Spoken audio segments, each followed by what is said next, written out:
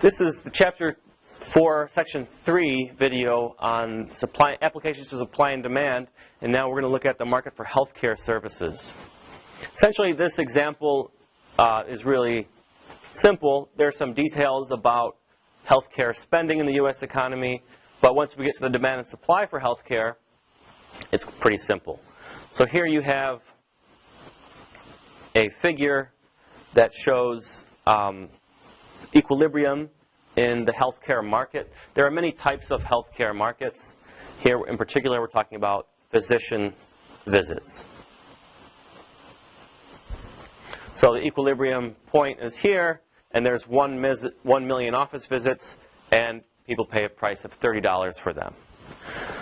However, we know that in healthcare markets, people don't usually pay for the entire cost of their visit, right? If they have health insurance. And so, obviously, health insurance has been one of the most heavily reported on policies of the last year or so. So everyone will have health insurance before too long. And so what will happen with health insurance is that you'll pay a copay of maybe $10 when you go to visit the doctor, and then the insurance company will pay the rest. But what happens when you only pay $10? What happens to the quantity demanded of visits? Well, the price is $10. The quantity increases to, say, 1.5 million. And what is, if 1.5 million visits are demanded, then how much are suppliers going to require to supply that? Go up to the supply curve and over, and you'll see that it is here. But we have a figure which already contains the numbers.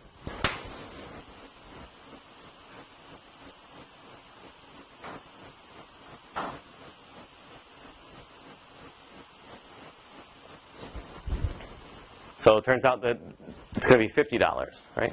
And why might they require more money to supply that? Well, for 1 million visits, doctors only had to work from 9 to 5.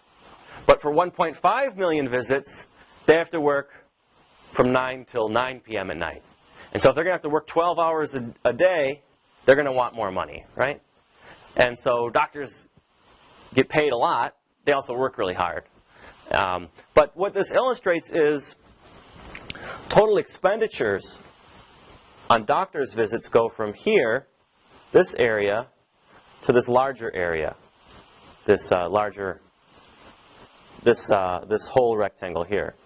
So expenditures go up by a lot, and that's due to the fact that we have insurance. Now, the portion of this area that is paid, so this is again the after insurance. This is the total spending. What portion is paid by the consumers? Only this portion here. Right? This area here is paid by consumers, and then this area here, this is paid by the insurance company. And where does the insurance company get its money from?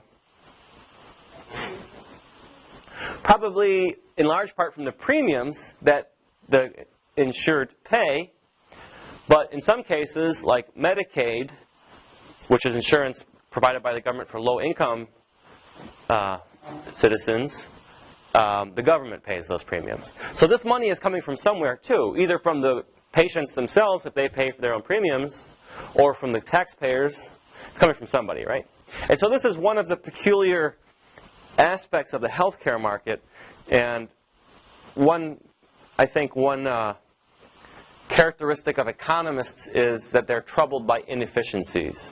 And so looking at the healthcare market, I could say, it's frustrating for me to look at that market as an economist because it seems like there's so much wrong with it. Right? Like last time I went to the doctor, I thought I had the flu, or I thought I had something they could give me some medicine for, and I went to the doctor, and they said, well, you got a virus, so we can't give you anything, but we suggest that you go eat some chicken soup and get some rest. Okay, thanks. Later on, I got the bill. Luckily, I only had to pay my copay because the whole bill was like $700. So thank you for telling me to eat chicken soup and sending me a bill for $700.